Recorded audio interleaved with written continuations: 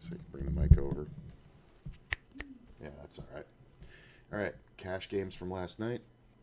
Playing the 10 and L Zoom. Let's go ahead and go through these. There's a lot of funny hands that are in here that don't really need review. They're just for videos. But, yeah, let's see here. Pocket fours. Make a raise, get called. Flop comes down, kind of not great for anybody. I decide just to bet big, get called. Turn comes off queen. And this is a good example of a good idea to bet, bet, bet. This board just got worse and worse. So on the flop, my opponent should have a lot of jacks here. There are straight draws, obviously, and flush draws. A hand like 9-10 or 10 jack could absolutely get there. But there's also a lot of two pair combos that I can have. Like I can have king queen, I can have king jack, I can have queen nine, I can have all the tens, I can have all the ace kings, stuff like that. So the board got worse and worse and worse, but it just put more and more draws out there that never hit, and then the king hits the river. It's probably the scariest card outside of an ace. So I almost didn't bet this one, but I decided just to go ahead and go for it on the bet, bet, bet. And this one didn't even have to be that big because I was controlling the size of the pot the whole time. And it worked. So it's just a good example of a three barrel. Alrighty. It's kind of a small pot, but three betted on the button, got called. I like three betting ace jack on the button six handed when first position opens because while in 10L Zoom, players tend to play more tight because they can just zoom to the next hand and whoosh, whoosh, whoosh, or blitz, whatever it's called on here. There is still quite a bit of times where they're playing hands that they like, no matter the position. Like in this position, you shouldn't be playing pocket, twos and threes. You know what I'm saying? But people still will, so things like that, suited connectors. I'm not even saying it's wrong. I'm just saying it's the way that the game plays. So three betting hands like ace jack and king queen and things like that on the button are really good to do. Suited, you can think about calling with the king queen, king jack, things like that. But other than that, I think you want a three bet. Plus, if you're gonna play the hand, you kind of want to define it. So like, if you have the ace jack on the button here and you make the three bet and get four bet, it's an easy getaway. You don't need to get into a situation where you're up against a dominating hand like ace king, ace queen, whatever. Goes ahead and he checks, and I almost didn't bet it, but I decided, you know what? It's very rare he's going to have a queen, so I'm betting this jack for value. So I just went ahead and made a, value-y size small bet because I don't think he ever has much. And he just folded. I almost didn't bet it, though, which would have been a huge mistake. King 4, defend the blind, hit a 4. Player bets half pot. This player just called the raise pre-flop, so it's not as likely he has an ace. He could sure enough have sets for sure, but this is usually just a positional steal. You know what I'm saying? I mean, like he called a raise, I called the blind, and then now he has position on both of us, and we both check, including the original raiser. You can bet like pocket anything here and usually get a good fold and protect your hand. But I decided to call it. I pick up the spade draw, which obviously is great. This player had been doing some weird things, so I decided to kind of counter it by doing some weird things. He bets 8 big blinds, now half pot. I don't really love this betting structure of half pot, half pot. So I decided to go ahead and check raise it right now when I pick up the equity. And in this scenario, this is going to look like two pair a lot. Some players are automatically going to give you credit for the straight. It is 10-L, but this is going to look like ace 5, ace 9 a lot. So check raising here is pretty strong. This is what I would do if I had two pair and I played badly. I would honestly just call here with the two pair and then maybe lead river small or check and raise on the river, just because it's so likely we're ahead. 56. Why am I not supposed to show the known hole cards? What the hell? That's a big spoiler. So I go ahead and raise out of first, and like I said, this is one of those ones where I'm running good, I'm feeling good, I'm kind of grooving out, and playing the suited connectors is okay. And you got to remember, you're in the low jack from the start, so this might be a little bit loose, but I wanted to look this one up. So let's look it up. Let's go to pokercoaching.com. Go to the tools.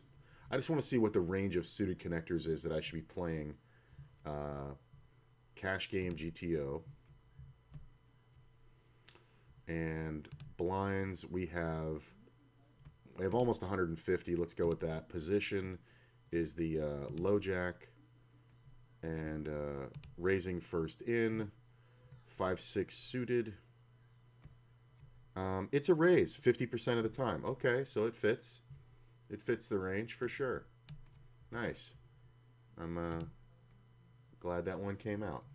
Let me bring that back. Hang on. God damn it! What is going on here? There it is. Jesus, that all blended in. Yeah, so 5-6 suited fits the range. Cool. Felt like it might. I get 3-bet from the big blind, which is fine. It's one of those expected value hands where, you know, I'm getting better than 20 to 1. You know, I only have to call 5 and change, and we obviously both have more than 100. He obviously has 19 times that behind, so I go ahead and call, flop the gut shot. My opponent decides to check now for some reason, and I kind of don't think 3-betting pre-flop and then checking is ever a good idea, because when I have the king, you're going to end up with no information.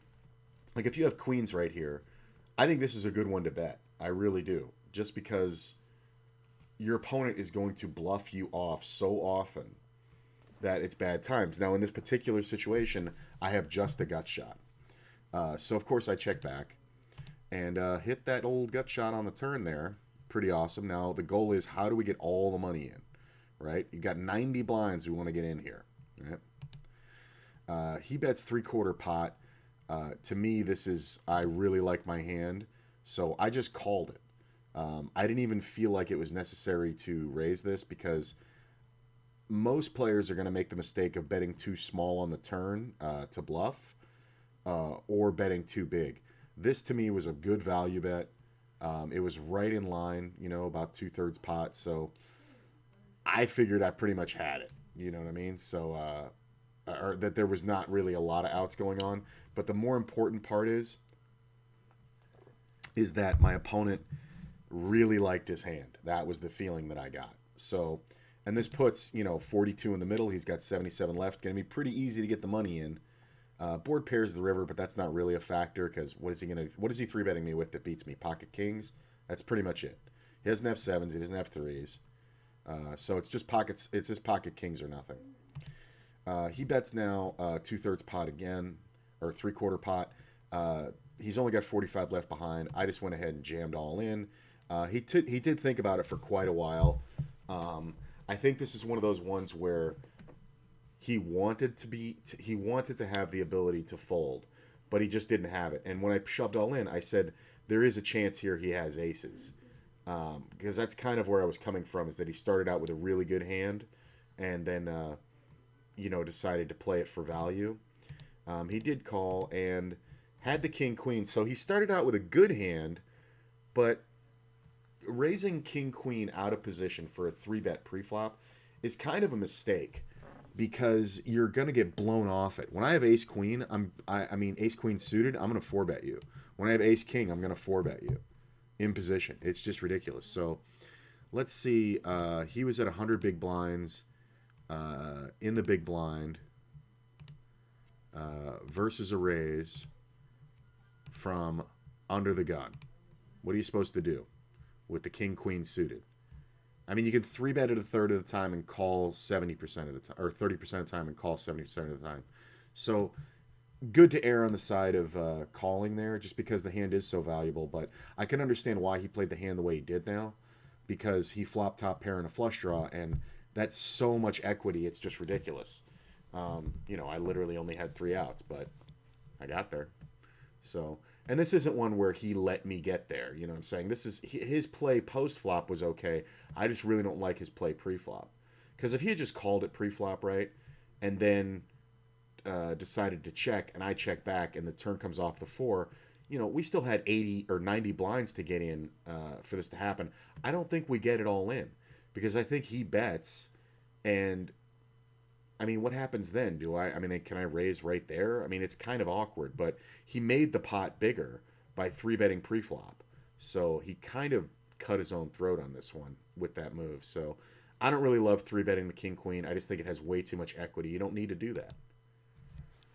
Oh, crick. Pocket nines.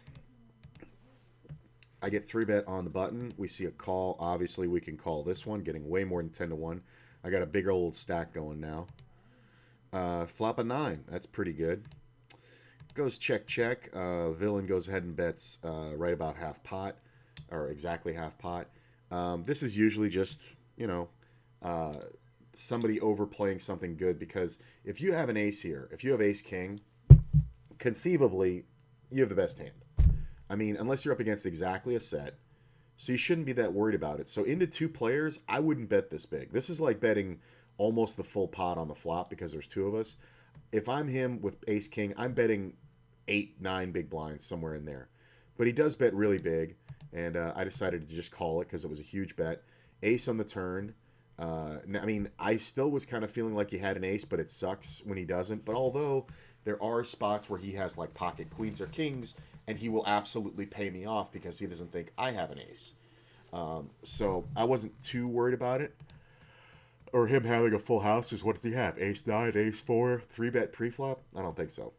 Unless he has exactly pocket aces, I'm going to win this one, right? He bets now 26, and this is just like he's working the money in. And it kind of hit me that he based that bet on this, because this isn't, this is right around like 45% pot.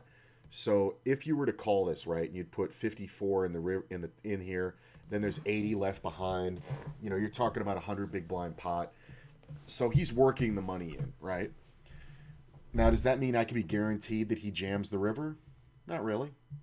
After you call this bet, a lot of players just lose heart, even with their best hand. So I decided to just get the money all in right now. I didn't want to give him an opportunity to draw out on me for free. And I also didn't want to give him a chance to get away. Like, what if the river comes off and it's a queen? You'd be surprised how many times players who have ace-king here will check back when a queen or a jack hits the river. So before any action killers come out or any bad cards for me, I decided to go ahead and just jam. He thought about it for a really long time, and in-game I said he should just have ace-king here 100% of the time. And he's supposed to fold, but at these stakes, you're not going to see that fold happen. And he calls, and ace-king. So that was a nice big old pot. 125 big blinds apiece. Ace-10. Get 3-bet. Flop comes off pretty nothing, and this guy bets half pot. Again, these bets don't usually mean much. People are just kind of... Like, here's the thing. If you had an overpair and really wanted to protect it against the draws, you would bet like 12 blinds here. You wouldn't bet 8. And if you were betting a standard C-bet with something good, like a flush draw and a pair, or, whatever, you would bet a third of the pot, so 5 or 6. This bet just doesn't mean anything.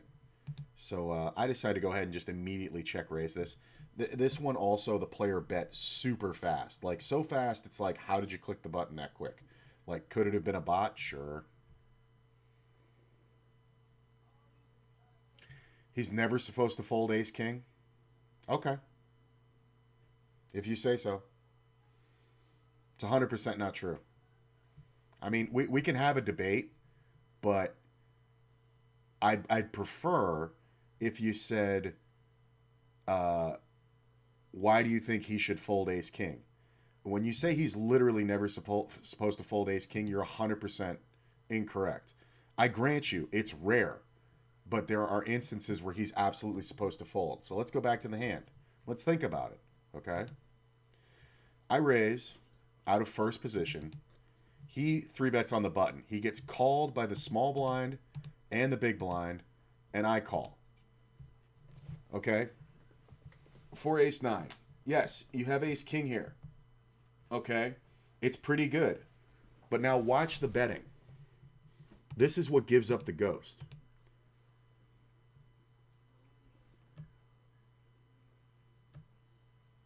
Just trying to help me.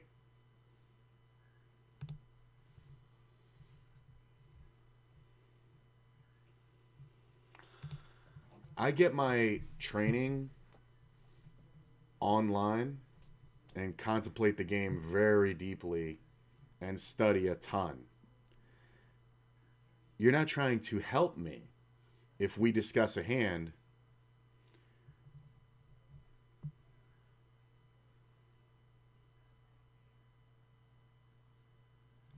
you play 1K to 10K NL across all sites. You're playing 10K NL? You're playing 10K NL. Okay. That's cool, bro.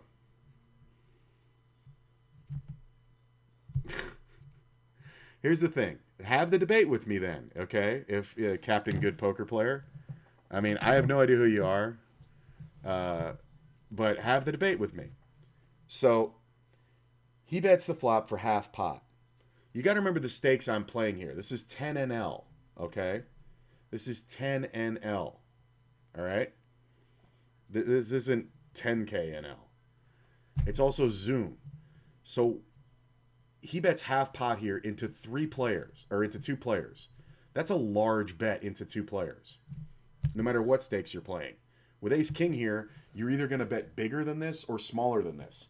This half pot bet is kind of meh. So I call and I make the nut, pretty much, right? He should never have it here. Now, what hands am I raising him with on the turn?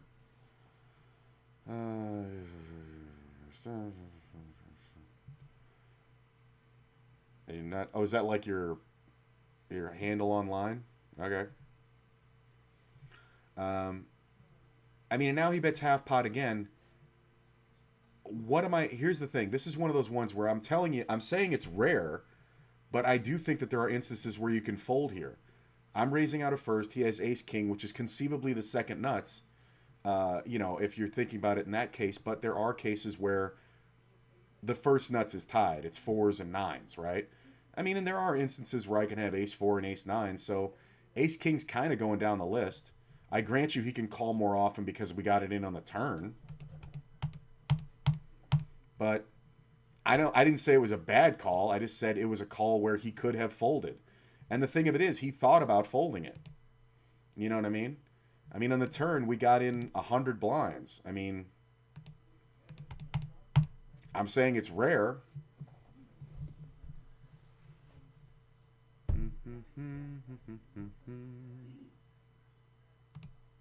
I don't know. If you don't want to have the debate, then fuck it. 3-bet, yada, yada, yada. Did we go through this one? Yeah, we went through this one. 6s. 2.5, yada, yada, yada. Sorry, I gotta look at something.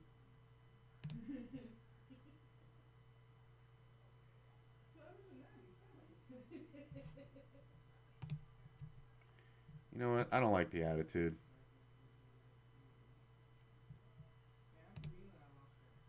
Yeah, fuck it, bro. I really just don't like the attitude. Sorry, man. I don't give a shit when you followed. Piss right off. It's my fucking stream. You don't come in and tell me I'm just fucking wrong. What am I talking about and insult me? Go fuck yourself. I don't care who you are. So, I mean, we can have a discussion, but you didn't want to have a discussion. You just wanted to sit there and tell me I was wrong. Suck a dick. That was annoying. I raise, player calls on the button. I check. He goes ahead and bets 2/3 pot. Kind of weird to do if you have kings, or a king, so I decided to go ahead and call it. Goes check, check on the turn, and I decided to go ahead and bet.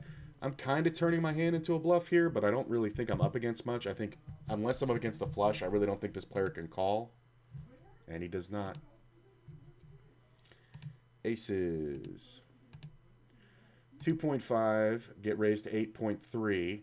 This is just a fun hand. This one's in a video.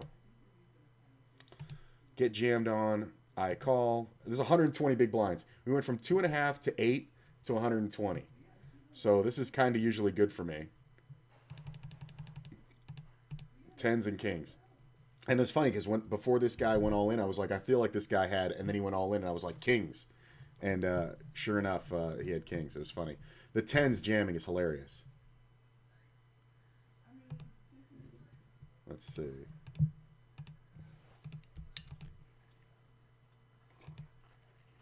I defend. A raise out of first, and we got a call here. I defend with the queen 10. I check it. Player bets super micro. We see a call. I think it's a great spot to check raise. Player calls, and the other player calls. Kind of funny. So I decide to go ahead and bet the turn. Still representing my hand. There's a lot of draws out here. 7, 8, 10, jack. There can also be people who have like hands like 9, 10. Some guys will continue with just the overcard. I could definitely be beat, though. Player calls. And the river comes off a jack. That's not really an awful card for me. Because what really got there? King 10, 8, 10, 7. I mean, I guess 8, 10, right? Because there's a double gutter. He could hit a 7 or a jack. But, it's not uber likely. Jack 10's fairly likely. So, that I definitely beat that. But, I don't know. It's all kind of weird. And there's not a lot of 10s out there. I have one in my hand. So, I check and the player bets about, what is that? It's like 3/4 pot. And I thought about it, and it just didn't kind of make sense that he raised pre-flop, and then I check raised on the flop, and then he just calls it, and the other player called it as well. Like, if you had aces or kings or something here, wouldn't you just get the money in, right? Like, if you were going to continue for this big check raise, like, you wouldn't want the third player to come in, and then I bet the turn, and you're just calling again. Like, I really don't think you do that with aces here. I really don't. Like, because most of the time, check raising in this spot at these stakes, you're going to see these players have two pair. I'm in the big blind. I could have 9-6. I could have queen 9. Things like that. I'm just doing it because I have a good knowledge of the intrinsic value of top pair here. And I wasn't really shown anything. So I went ahead and called it. And my man had 8-8. And I think what happened here, and it's a little wishful thinking, but what happened here is that my man put me on Jack 10, right? So I check raised him on the draw with Jack 10. He decided to call it. The other guy calls it. I bet the turn. He decides to go hero mode on me and call again. And then when I check the river, if I had Jack 10 and had played the hand this way, he's correct. I would check the river because now I have showdown value. And now that I've picked up a hand that beats pocket eights, he should bluff. And it would be very hard for me to call that with second pair. Very hard. Because I could have just been up against king queen the whole time, and then now that can go for value. So, interesting. Hey, what's up? What's up, DeBouse? Yeah, there was a lot of good hands last night. They were a lot of fun. Yeah, so I called it, and this turned out to be a really good one. And it just kind of makes sense. You just have to look at it from his perspective. And here's the thing. His perspective was too hopeful. Because a lot of players say, well, I thought he had 10 jack. No, you didn't think that. You hoped.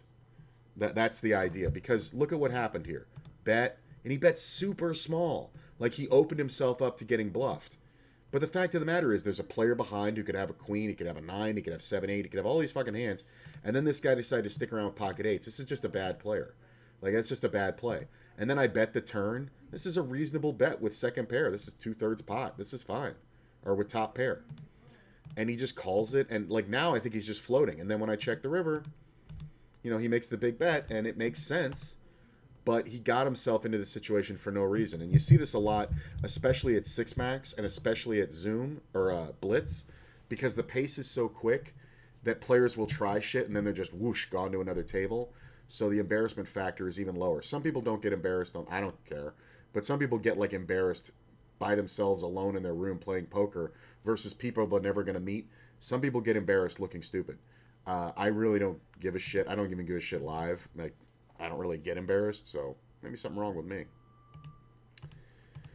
C-raise and I 3-bet here, blah, blah, blah. I get 4-bet. This was an interesting one. You can see now I have 700 blinds, right? And here's the thing. Normally I would just get off the table because I bought in with 100 blinds and I now have almost 800, right? I should just get off the table. And you say, well, why? You're not really risking that much. This is exactly why. Because now I'm playing 800 big blind effective because there happens to be another freak who's in the game who's got me covered, right? And I don't want to lose that much with this. That being said, we can absolutely call here.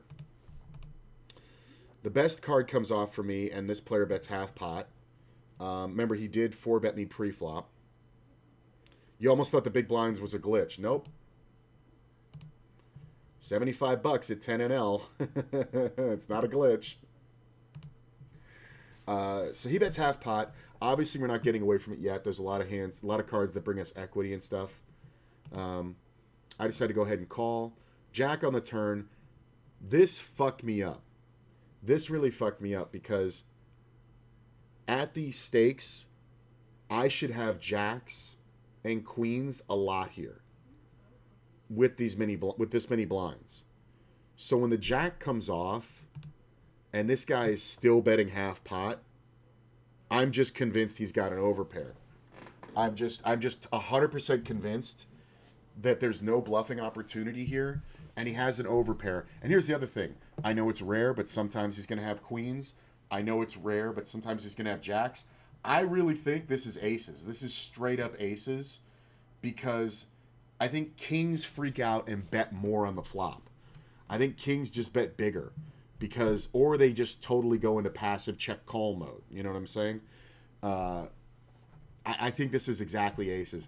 And it sucks that I have to make that read because anytime you sit there and go, this hand is exactly this, usually you're wrong. Like you want to narrow down to a range, not to a hand. But this totally is just aces. And I played a lot with this player, and he wasn't crazy. Like, he absolutely wasn't crazy. He was, reasonable. And let me see. If we show the HUD, you can see he was playing 22% of hands, raising pre-flop 19, so he was a little tighter than me, and he was aggressive. He 3-bet about 8%, which is, means he was getting good hands. Folding to 3-bet 67%, which is very disciplined. You know what I'm saying? C-betting 71% of the time, that's very in line. Not folding to C-bets hardly at all, that's very in line. And C-betting the turn 67% of the time. Our numbers are very close, but he's just a little tighter. So I really feel that this was aces. I just think he has it. This is never ace-king. This is never pocket tens. Not only that, all the way down to jacks has me beat. Aces, kings, queens, jacks. I just think this is one where I just have to fold. And in all honesty, I think I got away from it as cheap as I should have. I don't think I can fold the flop. I don't think I want to fold pre-flop because, good things are going to happen. And, if an ace hits the turn or a club, I can continue, but not really much else. Queen, yeah, but that's going to be super rare, right? This is a fun one, too. So, player raises in the cutoff, and I defend because the other player defends, and we flop 2 pair. And these players both have just, near a starting stack or near a max buy-in. So, it's nothing really, I'm not hugely at risk, so I'm ahead money. And here's the thing. I know it's all money, it's all the same and all like that, but there's a part of me that remembers all the way back to Doyle Brunson's Super System where he talked about how he would steal and steal and steal and steal, and then when it came time to gamble, like with the pair and the flush draw, he was playing people on their money. So he would, build up his cushion and then use their money to make, the big hands, right? And that was kind of like where I felt this hand was at, So I was stacked up, so I could afford to play the hand a little bit differently. This is kind of, whatever. Now, granted, it's a cash game, and you should only look at it like a cash game. But at the same time, I crush this board. Like, the only thing that beats me here is a set or an ace-4, ace-6, and I have a 6 and a 4. You know what I'm saying? Like, I'm more likely here to have the best hand on this board than when it comes out like 6-4, or when it comes out like ace 8-9, and I have 8-9. I'm way more likely to have the best hand here. than I am on the other board with 2 pair. So this player bets reasonably small into 2 players. It gets called. I decide to just call it in this instance. I'd say about 70% of the time, maybe 80, I will check raise this. But in this particular instance, I have so much of the board, and my opponent should have just an ace a lot, that I think calling here is perfectly fine. Deuce on the turn, yeah, can this guy have 3-5? Sure, but I'm more likely to have that than anybody, so it's not really a concern. I check. Player now bets 11 big blinds. This is just a standard turn size up. I make it 38, and you can see my sizing here. A little bit better than triple his bet. He calls it, has 85 left. There's 90 in the pot. I've done my job. I've made it a pot-size bet to call, and there is literally no reason not to put him in here. Unless he has exactly ace-jack, there's really no reason to not put him in. And if he has ace-jack, oh well, he 3-outed me, right? I jammed the river, and the funny part was the guy snap called, which I really don't think he should have done in any instance. I think he definitely could have been beat, but it shows me how often this is correct to do. I made it a 1-to-1 stack to pot ratio, and this is a player who's not going to fold very often. And going by his HUD numbers, he didn't. And he just so happened to hit a 3 on the turn on me. Now, if the 3 doesn't come, or if the deuce doesn't come, I think the hand plays out very similarly. Because this was a player that later I stuck for a bit, because he was just top pair blind. A lot of players are top pair blind, especially when it's an ace. But this is just an unfortunate hand. If I check raise the flop, he's going to continue, and we're going to get all the money in anyway. So I just think I kept his range wide, I kept my range wide, and I made it so that on the river, like this is my most favorite part of the hand. There's 14 blinds in the pot. We're trying to get him to put in 124 more, right? He bets 11. My raise to 38. After he calls, watch what happens to the pot. It becomes 90, and he's got 85 left. That is perfect. I was thinking of trying blitz, but I haven't played much 50, 5 cent, 10 cent. 5 cent, 10 cent is kind of a jump. Just play multiple tables of lower than that, DeBaus. 5 cent, 10 cent. I'm not saying it's hard, but I'm saying playing blitz is cool. It looks cool, but you're really just playing regular poker. And in all honesty, you probably want to be playing 9-handed anyway if you're more of a beginner. You know what I'm saying? So I know you said you just started playing recently, but you can play multiple tables, dude. Just bring up fucking 4 tables, and then you're playing blitz. You know what I'm saying? Like, it's essentially what you're doing. So if you're playing 4 tables, you're essentially playing 1 table of blitz. But I wouldn't want to. You know, you can obviously take your time, but I think you're more open to making mistakes playing blitz than you are at regular 6-handed poker. So if you want to play the same thing, play 4 tables 6-handed of, 1 cent, 2 cent, or 2 cent, 5 cent, whatever you want. I just think that's better. Let's see, Jack 10. I defend the button. Flop a 10. That's pretty good. Player bets 2/3 pot into 2 players. This is kind of big. I don't know if you do this with an overpair a lot. It's a lot of draws, I feel like. So I decided to go ahead and just call it and see what happens. This was my concern. I didn't know what this player was going to do. So I wanted to see what he did. Jack on the turn is pretty damn good. Goes check, check. I go ahead and make the big value bet now. My feeling was that I wanted to get as much value as I could on the turn before like a bad card comes off. Like if somebody has like ace 10 or has like jack 8 or something like that, right, which is very possible. If like a king hits the river, like it just kills all the action. Been doing micro tournaments and 1-2 and a 1-2 table at the same time. That's perfect, man. Yeah, that's absolutely perfect. That's exactly what I started doing. What I would do is I actually started out playing sit and goes, but there's not as much volume in that now. But I would recommend that single table tournaments, and you can play those for very cheap. You know, you can play those. I think they have them for like 50 cents, and some of them are for $1.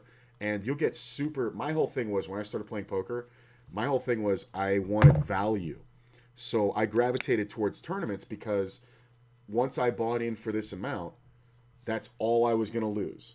You know what I'm saying? If it was a dollar tournament, I put in my dollar, that's it. You play the 55 cent on demand, those are good, but understand the structure there is very turbo. So you have to be a little bit more aggressive with your good hands early because you don't get as much time. But there's MTTs, there's regular MTTs that, are dollar buy ins where you're playing for $1,000 prize pool. Those are fun, man. You know what I'm saying? They go off every day. And there's value to them. Trust me. I mean, you have to be able to play for 5-6 hours if you want to get down to the final table and win. But they're a lot of fun. But you could also play the 18-player 2 tables would be better.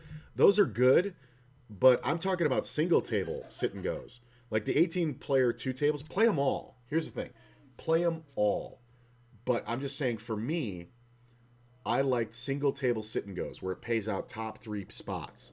Back when I was coming up, that was a much more common form of poker online. It's not as common now, but it's still there, and it's still on ACR. So you don't get as much volume as I used to get. I used to have 2 or 3 of them going at once. But you will get them going. You know what I'm saying? And it's just one table. So you get to focus on all the tables. It's like being at a final table where everybody has the same amount of chips. And I credit that experience of learning to play in that format.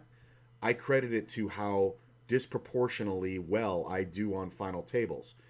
I have gotten to more final tables with a medium or small stack and won them than I have with the instances of being there at a big stack and winning it. Like, I understand what the inflection points are better than most of the other players because I spent so much time playing a tournament with just one table of people. And, there's a difference between being in, having 9 people at the table versus having 3 people at the table. How's it going? Someone having a bad day over here. Chopper is circling. Oh, got the ghetto birds out there. That's funny. Let's see here. Just didn't see any single tables in micro. They'll go off. I'll bring up mine. I'll show you where to find them. So I go ahead and make the big bet on the turn. Get the call. The ace in the river isn't great, mainly because it's an action killer. I don't think I'm up against 2 pair here a lot. Player checks, and I decide to check back just because I don't really think I'm going to get called. There are a lot of 2 pair combos that beat me, like even ace 9, ace 6, things like that. So I decided to go ahead and check it. And he wouldn't have, I don't think he would have called really pocket kings because he just called me on the turn. I think this player was super afraid of me having the straight, but 2 pairs were very likely. And this is one where I missed value, but I don't think I was getting called very often. All right, so if I go to the sit and goes here, and we go to the micros, let's see. There's the $1.50 progressives. See, and you have all these. What you got to do is sort them by players. So you have like 9 players. Here's a $1.50 one. There's some PLO. $1.61. $1.61. 6 player. Yeah, there's a lot. $1.50. Yeah, there's a lot of $1.50s. I guess they're not going as low as they used to. Back when I started, I would play them for 50 cents. So, interesting. Yeah, so just play everything, man. Anything you feel like is fun, play that. Because there's so many different forms and buy-ins and styles of poker that you're going to want to fan the flames of passion for poker. You don't really need to over specialize. Just enjoy yourself, my man. Haven't entered anything over 55-cent buy-in. Good. That's good. And here's the thing. I want to see something. Micros. Let me take my filter off. What are the lower buy-ins at the micros here? Look at this. There's 10-cent tournaments. $20 guaranteed progressive knockout 10-cent tournament. How fun is that? Right? 12-cent freeze out, 27. You got a lot of options, man. Here's a 27-cent buy-in with a $2.50 guarantee. You win that thing, you're going to make, $30 or something like that. A lot of freeze out. Turbo freeze out. That's a good format for you. Yeah, there's a ton of stuff, man. Just play everything you like. Honestly. Like, have fun. You're going to have to figure out, what you like before you figure out what you really want to play a ton of, So these kings were interesting. Let's see. King 9, I raised, get called. Player calls me. I decided to go ahead and bet the turn. He calls me. River comes off. And this was a fun one because I couldn't figure out what my opponent could have. And looking back, I probably should have figured it out. He just called me on the button. I felt like maybe sometimes he has a suited ace like with a 4, so he might have called me. He could have also had a suited ace of like diamonds, and then now he picked it up on the turn. So I figured this wasn't a great spot to 3-barrel. So I just checked it because when the board double pairs, if he has an ace, he's not folding. I'd have to bet super monstrous big, and I've been losing but still having fun, starting to learn a bit with my mistakes. That's what it's all about, my man. Here's an interesting thing you can do. If you notice you're making a mistake over and over again, you can go on YouTube and like put in videos for like, whatever that situation was. Like you can literally type into YouTube getting check raised on the river and a video will come up of somebody who did a story about it. You know what I mean? Like there's so much information. It's so much fun. You know what I'm saying? Back in my day, we only had books, But yeah, it's a great time to learn how to play poker. You're supposed to be losing. You're gonna be losing at poker for a long time, my man. That's the thing people don't tell you. Anybody who says they're a break-even player is a fucking loser and a liar. Okay, don't be a liar. If somebody says how's poker going, go, oh yeah, I'm losing, but I'm having fun. You know what I'm saying? Own it. Don't let your ego take over. Because I'll tell you what happened to me. I lost.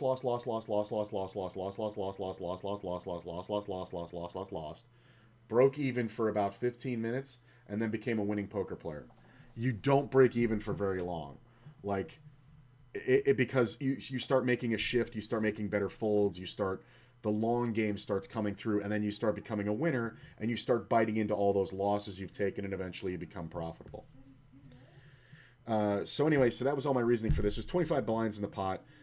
My opponent goes ahead and bets half pot. This is that bad bluff size we talk about a lot. And when you see a bad bluff size, it is a bad bluff.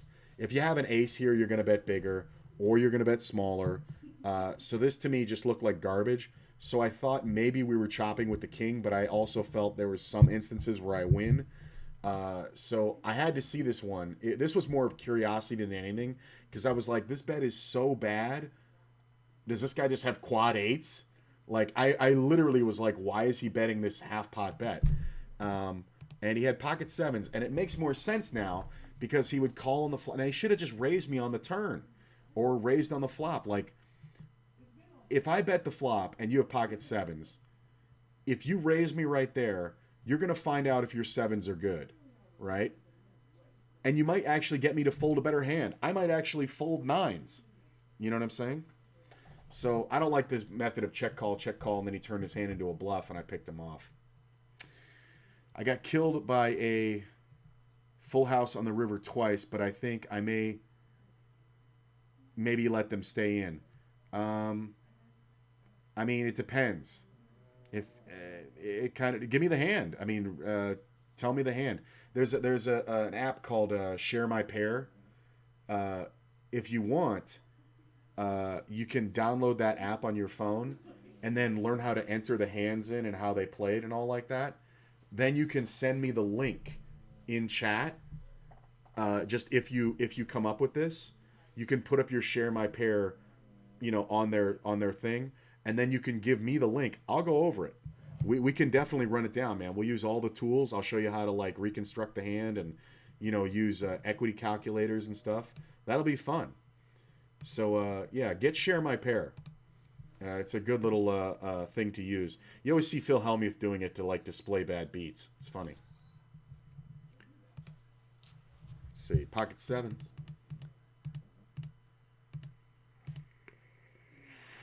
So I see bet the flop. I got called. I just did a standard, you know, bet range here on the flop. So I get called. I was almost going to be done with it, but then I hit the 7 on the turn, which is pretty awesome. I decided to make the bad bluff sizing here. I'm trying to get raised at this point. Player calls.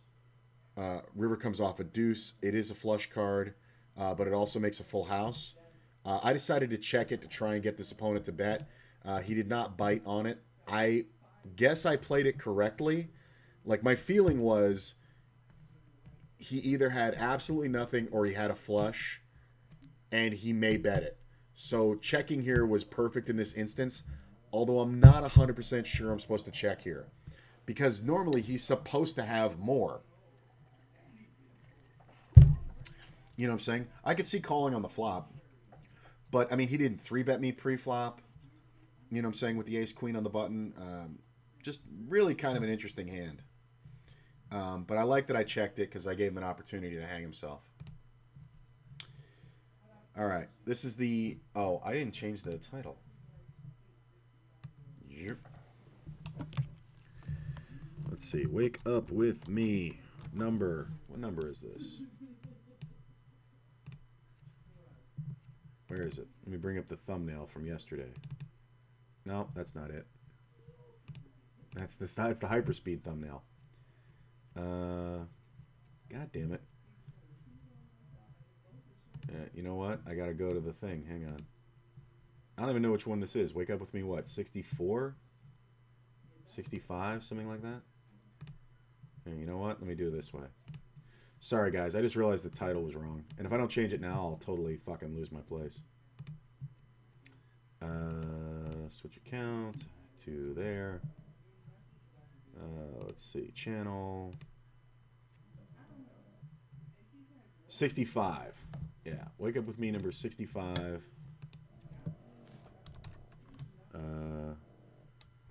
Pre-flop.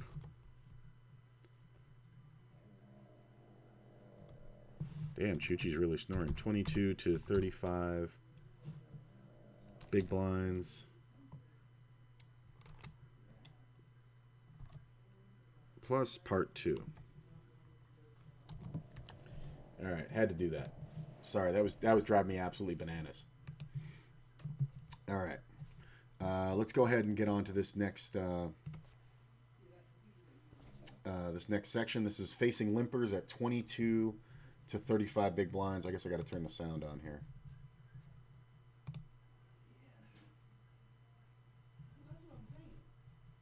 Now let's discuss when you are facing limpers with a 22 to 35 big blind stack.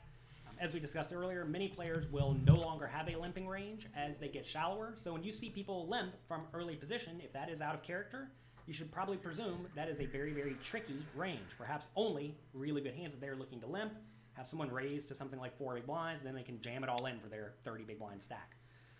So always consider the limper's strategy. Understand some people will just continue limping all sorts of garbage, but I think you're going to see limping decreases as you get shallower. You also want to be careful raising limpers because you could easily find yourself committing way too many chips. Whenever you raise pre-flop, they call, and then you make a continuation bet on the flop, and then you just have nothing and have to fold. Let's say it goes limp, limp, limp, and you raise to 6 or 7 big blinds with ace-jack offsuit. If one player calls, the pot's going to go up to 16 big blinds, and at that point, you're only going to have, well, depending on what you started with. Let's say you started with 30 big blinds, you're going to have 23 left. So you have a 1.5 to 1 stack to pot ratio, which means if you bet a third pot on the flop, at that point, you already have about half your money in the pot. So it's a pretty rough spot to be bluffing, and you're going to find that for that reason, perhaps raising to 7 big blinds there is not the ideal strategy. So you're going to want to avoid raising in spots where a post-flop continuation bet could easily put you in a pretty rough spot if you fail to connect with the board. And then also you want to avoid raising in spots where you will have to fold if someone does jam all in, of course, unless you know their range is very, very strong. For example, if a tricky limper limps and a few more players limp, you may want to raise with the ace-jack offsuit to something like 6 or 7 big blinds. Then if the tricky limper jams, you can easily fold. If the tricky limper folds, they're probably all going to fold, and then you just collect the pot, right? So that's a scenario where perhaps raising to 6 or 7 big blinds does make sense. So you see, you can't just blindly follow charts when you're playing against limpers because limpers are usually going to be using very, very specific strategies. As always, when you're facing multiple limpers, you mainly want to be concerned with the initial limper. You're probably going to play a little bit tighter than you normally would unless you know the limpers are weak. We've discussed that bluff a few times where it goes limp, limp, limp, and then you raise to 8 or 10 big blinds with a blocker card like Ace X or King X as a bluff. That actually is still viable. If you have maybe 30 big blinds or more, as you start to get shallower and shallower, though, you're going to find that play loses a bit of merit because if you do raise to 8 or 9 big blinds out of your 20 big blind stack, you have 40% of your money in the pot, and if someone jams on you at that point, you're getting basically the right odds to call, so you typically start losing that play. And you're going to find that as you do get shallower and shallower, you lose some plays, but you gain some others. And the plays that you gain are the all-in plays. So, for example, if 6 weak players limp and you have ace 10 with a 25 big blind stack, going all in is the only logical play. Because what's going to happen is if you raise to like 6 or 7 or 8 big blinds and one player calls, so you're going to miss the flop a lot of the time. They're going to check, you're going to bet, and then you have half your stack in the pot with, marginal ace high, which is not where you want to be. Instead, if you think you have a lot of pre-flop fold equity, you can just jam it all in, and if they all fold, you win 7 or 8 or 9 big blinds that are in the pot, which is a huge success. So when it goes limp, limp, limp, limp, limp, and you have any sort of reasonable hand that is non-nut, like aces, kings, queens, ace, king, you probably want to re-raise small, but ace, queen, ace, jack, ace 10, ace 9, jacks, 10s, 9s, 8s, 7s, 6s, all these hands probably just want to shove all in. You're going to say, isn't that a lot of chips to shove all in? We have to realize how much are you actually increasing your stack when they all fold? If you pick up 7 big blinds in the pot, that is actually a pretty big increase to a 25 big blind stack, right? When you do limp and you get raised off a 25 big blind stack, so when it goes limp, limp, limp, you limp with like pocket 2s, let's say, realize that usually you're not going to be getting the right implied odds anymore at this point to call with anything. So it is very important that you consider protecting your range against frequent raisers. Like let's say you do have pocket aces in the hijack seat and a player limps under the gun and another player limps. If you know the player in the cutoff and the button really love raising limps because they just think that's what they're supposed to do, that's a great spot to mix in some flat calls with aces, kings, queens, ace, king. And then if they do raise, you can just happily get all your money in. And if it does limp around, yeah, it's bad, but it's not the end of the world and you can play post-flop.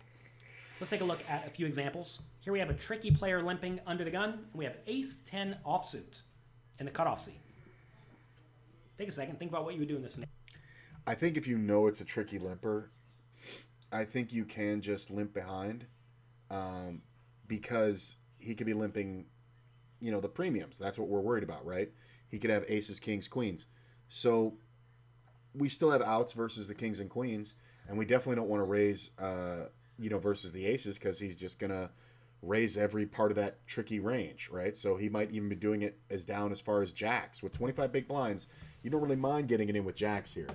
You know what I'm saying? So I think this is one where you can just call. You can even fold this one. If you really think it's only ever aces, you can even fold. Scenario.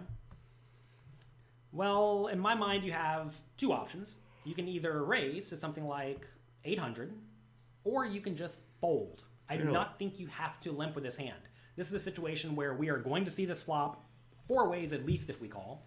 Ace 10 offsuit plays pretty poorly 4 ways. And if we do raise, we're pretty likely to get jammed on. And there are no other limpers in this pot that are basically dead money that are just going to fold every time. So in this scenario, I don't really think we need to raise in this. Yeah, I guess if there was a couple callers in here, I think then it becomes a call, but he's right. Without any extra money behind or protection, I think he's right. It's either a raise, to 4x or a fold. So, yeah, I think I'm erring on the side of folding most of the time. Spot. So, I'm fine just folding. This may seem very tight, but if you are actually sure that the initial limper is tricky and they're going to limp re-raise you some chunk of the time, just fold. Move on with your life. It is okay. If we had a hand like ace jack, maybe even king queen, I'd probably be inclined to raise or perhaps limp because then those hands have just a little bit more value. If I had a small pair, suited connector, or anything like that, I'm definitely limping. If I had pocket jacks with this stack size, I think I would go ahead and raise and just be fine getting my money in. Same thing with ace king. I think jacks are close. If I had 10s, I would probably just limp behind as well. That may seem optimistic to some people, thinking aren't you just going to see a 4 or 5 way flop? And the answer is yeah, you are. But tens make overpairs, 10 makes sets. Whereas a hand like ace 10 makes top pair bad kicker or middle pair good kicker. And that's not really where you want to be in a multi-way pot when the under the gun player could easily have you very, very dominated. So if you see a very out of character limp from someone who basically never limps from the early positions, just get out of the way. If you know your opponent does limp some portion of the time and it's usually tricky or often tricky, you probably also just want to get out of the way. Let's take a look at another spot. We have a straightforward limper, another limp, another limp. With the small pairs, we are still getting great implied odds. Notice here we have to put in one big blind to win what's going to be a 1,300 pot, so that's 6.5 to 1 immediately. Plus, we can still win another 4,800, which is, what is this, 24 to 1? So clearly that's way more than 10. Same thing with suited connectors, suited aces. Notice in those scenarios we're getting way better than 20 to 1. So this is a spot where we can call with these suited connectors, suited aces, small and medium pairs, and just look to see the flop. If I did have the hands like big offsuit cards here, I would definitely raise to something like 1,200. As you are getting a little bit shallower and shallower stacked, you can find that your raise sizes pre-flop can get just a little bit lower. So normally we make it 1,300 here. In this situation, maybe we make it 1,200, maybe even 1,100. And that's because any raise we make puts our opponents in a pretty bad spot. And we're also not so concerned with building the pot with our best hands, because I'd also raise with aces, kings, queens, jacks, tens, ace, king, right? And I don't need to raise to make the pot big such that I can get all my money in by the river, because any raise, if we do make it, let's say, even 1,000 and it gets called, the pot's already going to be 2,500 and we'll be able to just bet the flop or the turn and have all of our money in by the river. So always make sure you consider stack to pot ratio and how that is going to impact whether or not you need to raise to build the pot or not. That said, you don't want to make it something like 600, because then if you make it 600 with pocket aces, everyone's getting great odds to call and they're not really messing up. You're giving them the right odds, well, the right implied odds to stick around. Anyway, with small pairs here, I'm definitely going to call. We do call and we just see the flop. In this situation, if let's say the player on the button jammed all in, what would we do if everybody folded? Take a second, think about it. Well, we would just fold.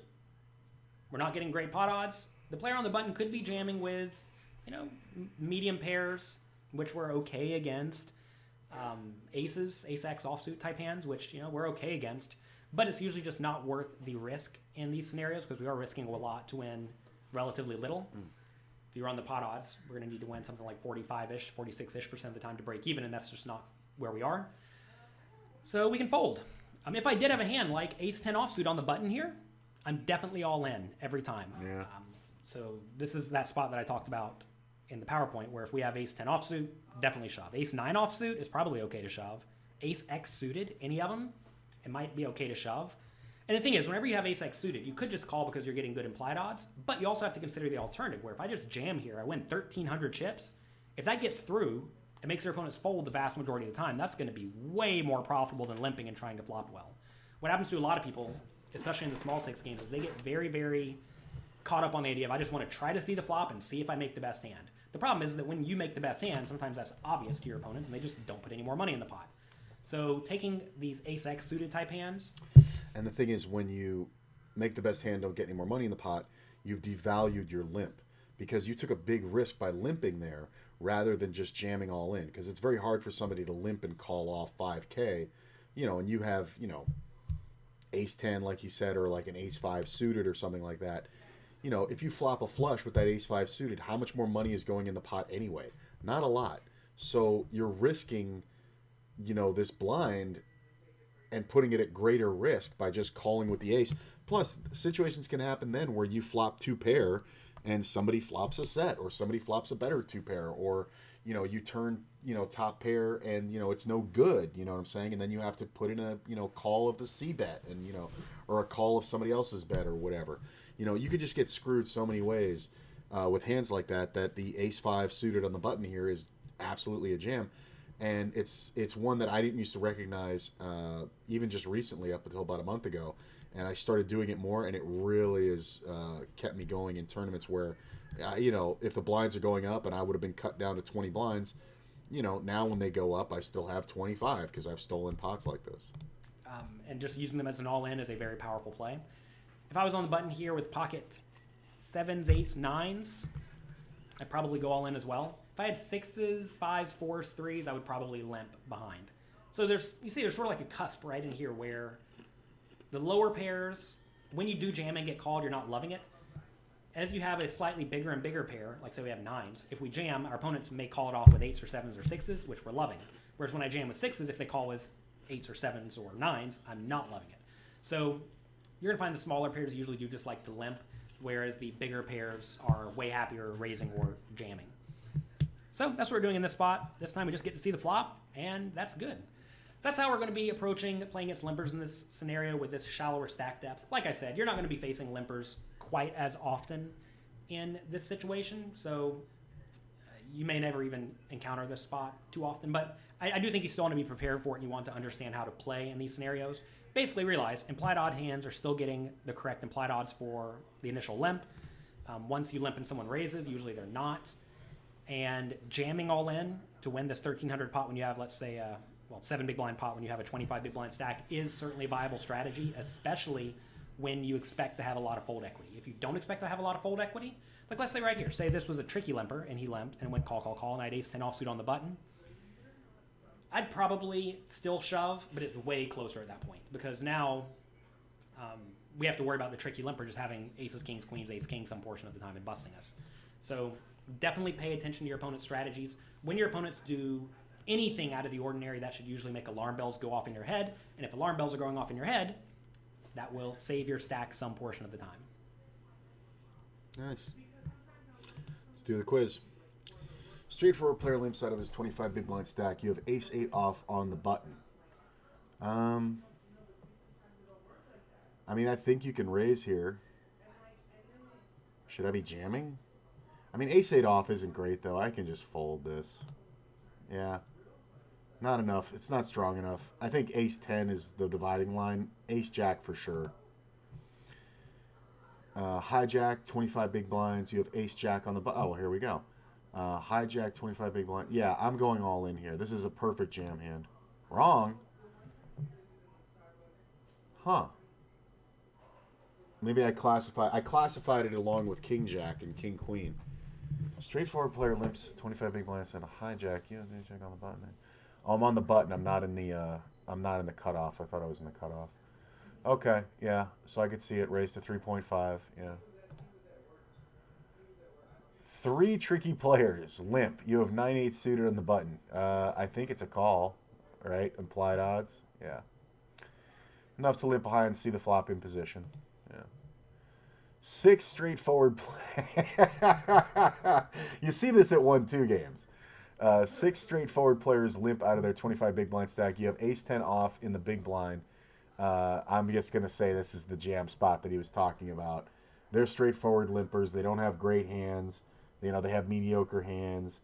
They have small pairs, things like that. So we were just going to go all in. Yeah, that's cool. All right. We can do that. We're going to mark it as complete. And give me 1 second here, guys. So this is facing a pre-flop raise. This is kind of a long section. When these things are like 10 minutes, they take about a half an hour to get through.